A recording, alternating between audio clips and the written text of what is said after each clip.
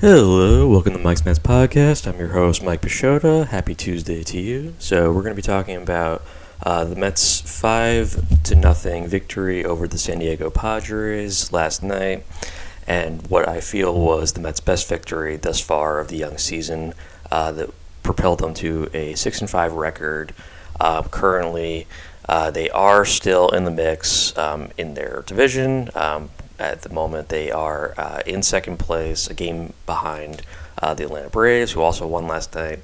And it's been a tough go of it. I'm not going to lie. I've felt like the Mets just really haven't gotten off to the start that we were really hoping for. And honestly, it was a terrific start that they got off to last year, winning multiple series and looking for, in every sense, looking like a dominant power in the NL East. This year, it's been a little bit rougher. They've had injuries. They've had problems. I think the World Baseball Classic did throw a wrench into things, and as much as people will say that the WBC didn't have anything to do with Edwin Diaz's injury, that it was probably going to happen no matter what, the fact that it happened early, before spring training had even been finished, the season actually started, I think does play a part. So they're already behind the ball with not having their closer, who they had paid $100 million for, and things just got off to a rough start. It was a bad omen for the year. They have shown flashes of kind of getting into more of a space where we want the Mets to be playing in terms of their overall performance. I think the offense is still having trouble getting cooking. The Mets pitching staff has, for the large part, mostly been underperforming. We've had some bright spots with Kodai Senga, who's looked very good through his first two starts, both of which were against the Marlins. And then we have Max Scherzer, and Scherzer had been an interesting case because Scherzer had gotten shelled in his last start, and his first start had been okay. So we were looking forward to seeing how he's going to perform against the San Diego Padres, a lineup that features Manny Machado, Juan Soto, Xander Bogaerts. It's really a Trent Grisham. I mean, really a terrific lineup assembled, and they have spent a lot of money. Probably as much money as the Mets have. Roughly thereabouts. I think that's we can say that pretty confidently that the Padres have done just as much spending as the Mets have, and weirdly, no one has really kind of gone after the Padres ownership for making it clear that they are the ones also spending money and kind of inflating the spending, which and we expect that the Padres will be in on not just Soto, but also probably throwing an offer towards Shohei Ohtani, maybe also. We'll see. But the Mets are also going to be throwing in pretty hard on that front as well for Shohei Ohtani next year in free agency. So these are two clubs that have deep pockets. They have spent a lot of money on their rosters, a lot of money in the lineup, a lot of money in the pitching staff, a lot of money in the bullpen. And the result of which was a highly anticipated Monday night battle between two teams that we expect to be in the playoffs and potentially facing each other in the playoffs. It was also a rematch of that wild card series against the Padres that the Mets ultimately lost and ended the Mets' run last year. So this was a little bit of payback, particularly for Scherzer, who had gotten hit hard in that game as well, giving up 4 home runs. And we were looking forward to seeing how well he was going to respond and how well he was going to bounce back from his start against the Brewers, where he also got shelled in that game. So things not looking great for Scherzer's legacy. People wondering if maybe Scherzer is done. He comes back in this game and pitches an absolute gem. Now, he only goes 5 innings, but he throws 5 shutout innings. He only allows 1 base hit, walks 3 batters, and strikes out 6. Overall, a good performance that did lower the ERA. The 5 innings, a little concerning, and it's just been Scherzer's approach and how he is kind of adjusting to the new rules, the pitch clock, and you can say this has happened to a lot of people, that it's just it's harder for pitchers to set now, and they don't have the opportunity to do certain strategies, certain things that they do previously, and you can't be quite as precise. I feel like might be the issue as well.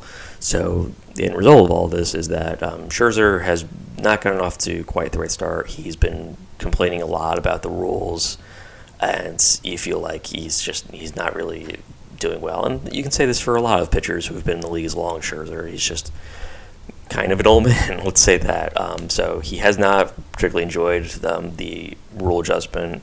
But in this case, he did pitch well, if not long. He would go pitch 97 pitches in over 5 innings. You're having a lot of trouble getting the ball over the plate for the most part. It's a lot of setup and not really putting it right where he wants to. So the 6 strikeouts, good to see. The 3 walks were a little disconcerting, but he was able to adjust and get himself out of any jams that he did get him into. So ultimately that comes off well. And then he comes out of that game, and it's still close at that point. I believe still only 2-0. John Curtis comes in, promptly walks 2 batters, and we got a situation all of a sudden, but he was able to get out of it. Important, strikes out the final batter of that inning, and then leads the way to versus the bullpen. Drew Smith, Dave Robertson, and Adam Ottavino would pitch well over the final 3 innings pitched, only allowing 1 base hit and 1 walk while striking out 7 batters over 3 innings. Terrific stuff. So Ottavino would even strike out he wouldn't strike out the side, but he would get 3 strikeouts during his inning pitched in the 9th inning. So great to see. I'm also interested how Showalter's been juggling the bullpen, which is kind of a lot of work early on, and certainly teams have gotten pretty used to seeing the Mets relievers coming in at this point early on. So it's been an adjustment. Showalter has had to make use probably more than he really would prefer of his bullpen, especially because his bullpen is definitely not his strength this year. He's got a lot of unproven middle relief options, guys who are going to be sticking around, probably because the Mets will have no other options. But ultimately, this was a good performance. Ottavino and Robertson, he's kind of switching up to see who fits better in that 9th inning role. I'm going to lean a little bit more towards Robertson, but I think Ottavino's pitched pretty well, minus the walk-off home run he allowed to the Milwaukee Brewers. But other than that, a good start. Scherzer gets the win. I'm glad he did get a win, and a great performance from the Mets pitching staff overall. The Padres hitters were really off this last night, and striking out repeatedly. Matt Carpenter gained the Golden Sombrero, struck out 4 times for the Padres. I'm glad to see Carpenter not doing well. I'm highly suspicious of Carpenter's performance in the Bronx last year, and keeping an eye on him. He doesn't seem like a guy who's going to perform particularly well. But let's go out the Padres and talk about what the Mets did. So this was another somewhat slow offensive game, although they do finish well in terms of their base hits. They get 7 base hits, 5 earned runs. There's a lot of situations where they were just kind of striking out in big situations, and there's certain guys that you wish were performing better. Again, they still have guys in there who are just, that you can tell are just not really starting caliber players, like Tomas Nido, Luis Guillorme, Eduardo Escobar. It's been a tough road for Escobar, which he's still trying to kind of get started. Escobar would get an sac fly, RBI single, not RBI single, sac fly in the bottom of the 7th. And prior to that, Jeff McNeil had doubled and drove in 2 batters, a great hit for McNeil, his only hit of the day. But he came through in a clutch situation, scoring Brandon Nimmo and Francisco Lindor in the bottom of the 3rd inning. And then from that point on, it was still pretty tight until the 7th inning when Escobar hit that sac fly, and then later on the inning, Francisco Lindor comes in and doubles the left field and rips it right down the line, and Nimmo would score and Guillorme would score as well. So put the Mets up 5-0, and then from that point on, pretty comfortable lead. And the Padres really never threatened this one at all. It was an overall great victory, and again, I'll say it again, probably the Mets' best victory of the season thus far. So great to see. I've enjoyed everything so far from the Mets' performance, other than I would say I want the Mets starters to start going deeper in these games, because they got to be more, much more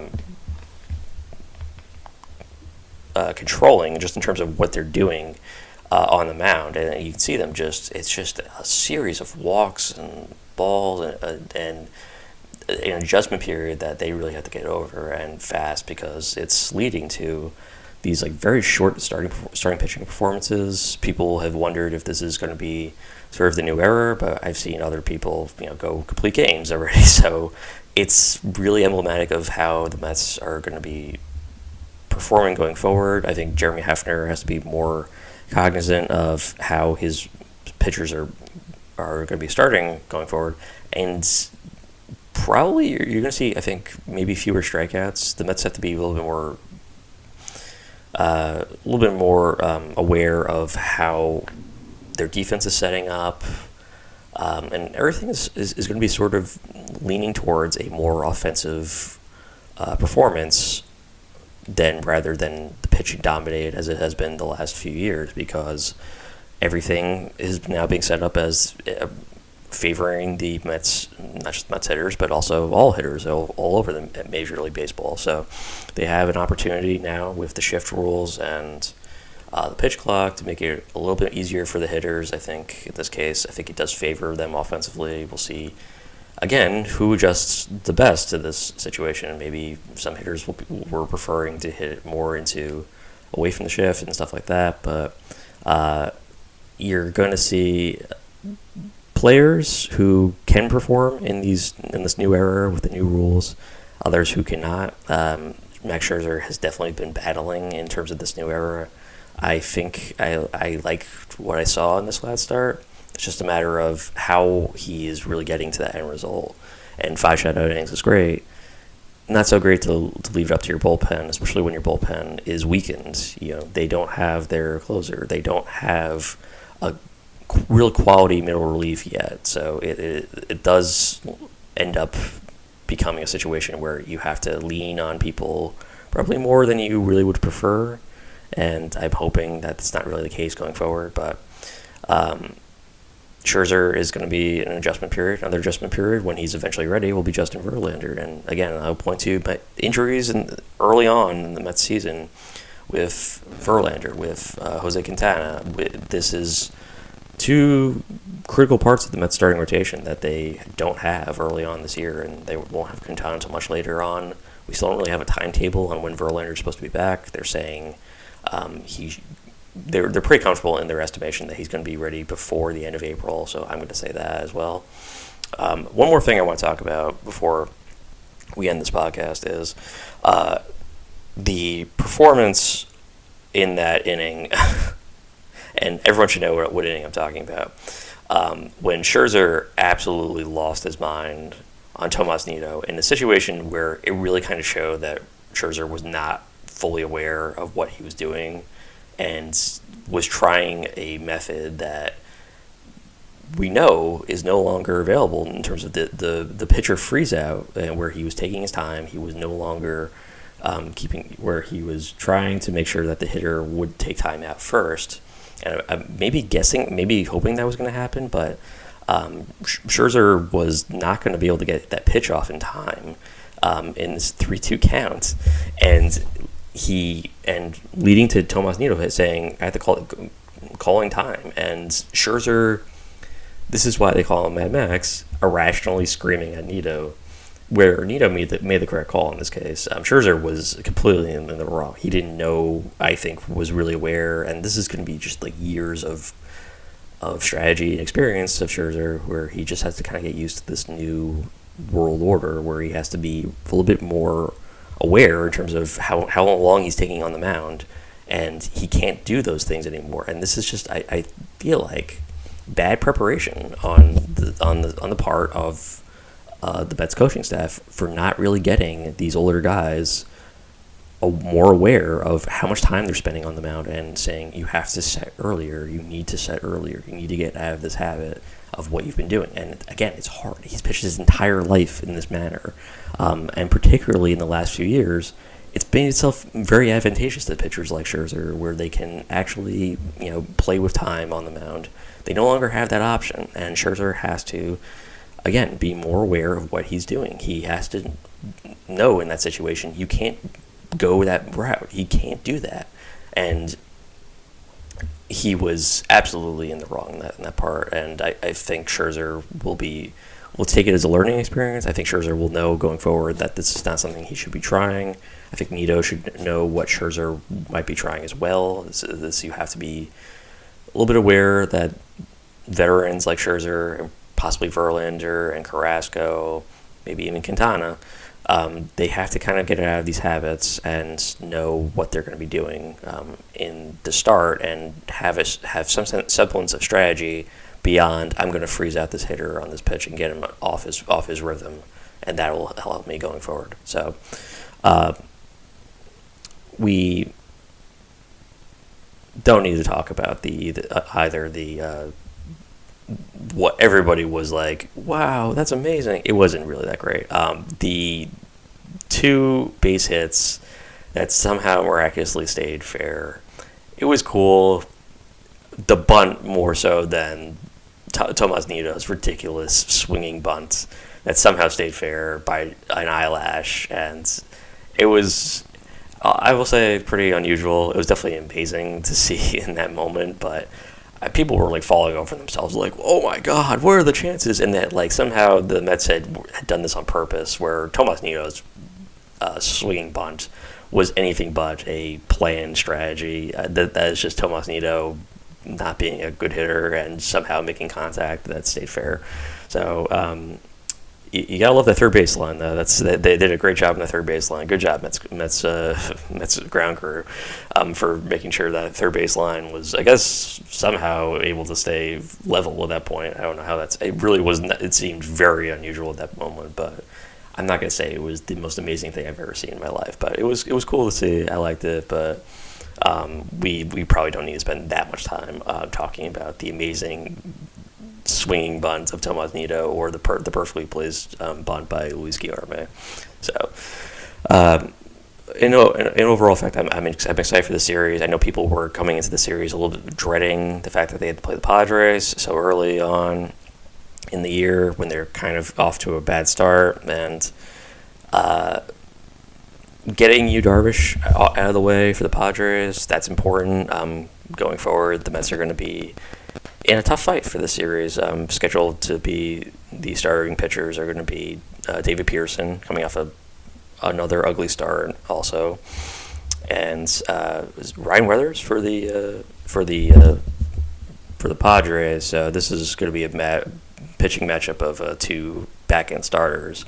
So I'm expecting a little bit more offense in this game, and you got to hope it's going to be coming from the Mets side as well. And how well Peterson performs in this game is going to be important. We don't really know when Verlander is coming back, but at the moment, Tyler McGill has got to be the favorite to stay in the Mets starting pitching staff once Verlander returns, because Peterson, not getting it done early on, has a 6 ERA and really got hit hard in that last start. So we want to see more from David Pearson that's trending in the positive range, and he's got to be pitching better if he wants to stay on the Mets rotation going forward. So important thing to watch going tonight. The game is at 7:10 p.m. and we're looking forward to the Mets taking that game and taking the first 2 games of this series. Thank you for listening to Mike's Mets podcast. Please be sure to follow us on Spotify and subscribe to our YouTube channel as well. Finally, please also follow the podcast Twitter, which is Mike's Mets Pod, all one word. Appreciate your time and have a wonderful rest of your day or evening. Let's go, Mets.